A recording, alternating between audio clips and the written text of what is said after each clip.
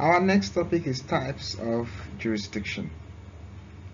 As we alluded to in slide 2, this part of the course has 12 subdivisions.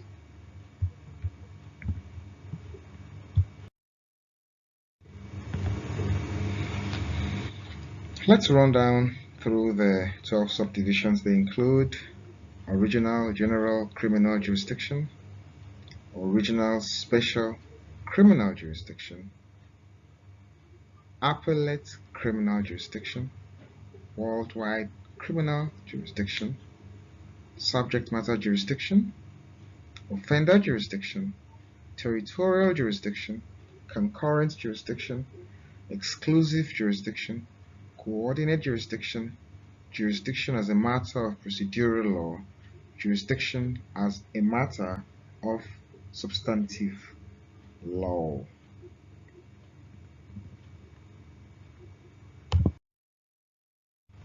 So what is original general criminal jurisdiction? This is the power of a court to hear and determine a criminal matter and to pass judgment in criminal proceedings at first instance. This is the power of a court to hear and determine a criminal matter and to pass judgment in criminal proceedings that are not specifically reserved for courts of original, special, criminal jurisdiction at first instance. This is the power of a court to hear and determine a criminal matter and to pass judgment in criminal proceedings involving parties without discrimination or limitation and over a wide range of subject matters.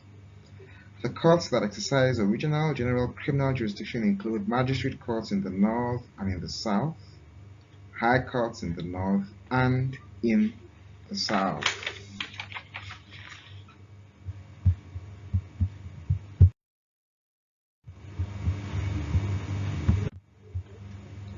So what is original special criminal jurisdiction? This is the power of a court to hear and determine a criminal matter and to pass judgment in criminal proceedings involving a particular class of individuals at first instance. This is the power of a court to hear and determine a criminal matter and to pass judgment in criminal proceedings involving a particular class of criminal omissions or commissions, actual or suspected at first instance.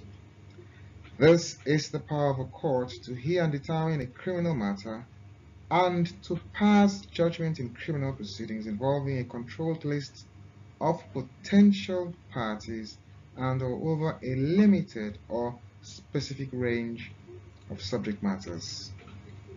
The courts that exercise original special criminal jurisdiction include area and Sharia courts in the north, customary courts in the south, the Federal High Court when trying criminal matters, juvenile courts which tries young persons, family courts when trying young persons, court-martials which tries members of the forces, that is, those who are subject to military law, coroner's courts which conducts inquests into the causes of death, as well as other tribunals.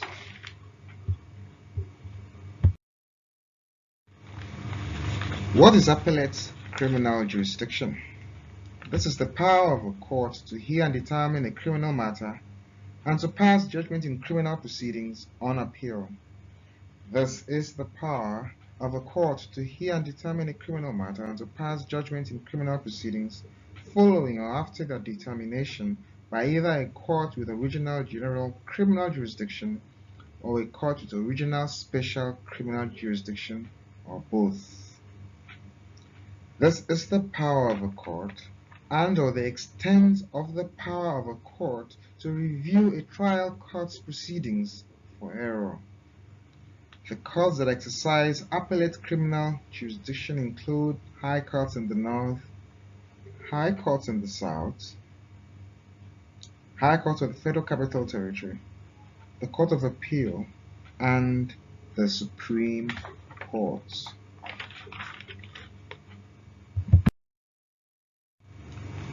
What is worldwide criminal jurisdiction?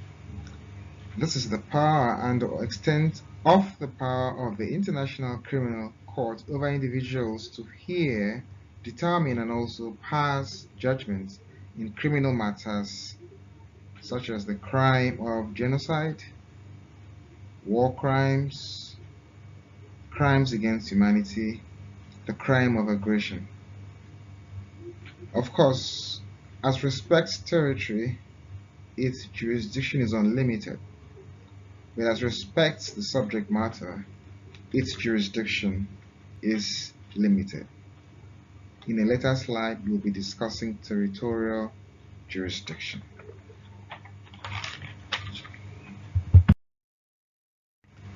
So what is subject matter jurisdiction?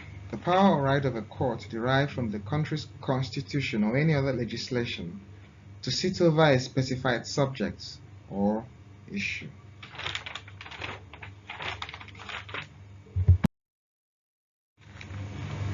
What is offender jurisdiction?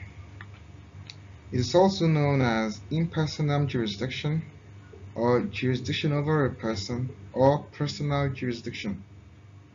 Whichever expressions you use, basically, offender jurisdiction refers to the power or right of a court to try a person or an entity as a defendant.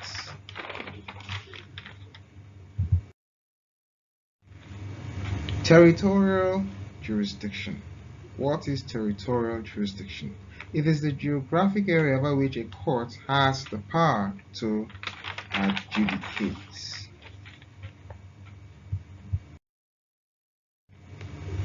What is concurrent jurisdiction? The simultaneous power or right of a minimum of two courts to adjudicate over an offender, a subject matter, or a territory. This is exclusive jurisdiction.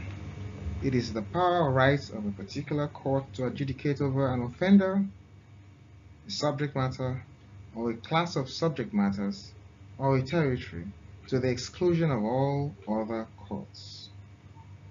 By virtue of Section 254, subsection C, subsection 1, subsection 1 of the Constitution 3rd Alteration Amendment Act 2010, the jurisdiction of the National Industrial Court of Nigeria is exclusive to it and cannot be concurrently exercised or shared with the Federal High Court, the State High Court, and the High Court of the Federal Capital Territory.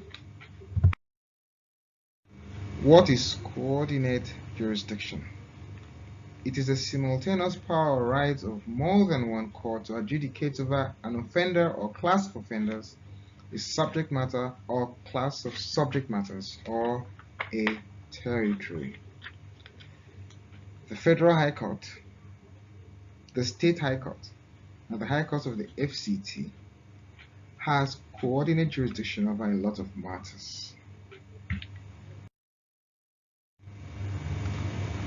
And what do we mean by jurisdiction as a matter of procedural law? We are not going to define this, but this is a statutory expression that was found in the case of Ndayoko versus Dantoro. It's a 2004 case in which one of the Supreme Court justices made it clear that jurisdiction as a matter of procedural law can be waived by the litigant. Well, what do you mean by jurisdiction as a matter of substantive law?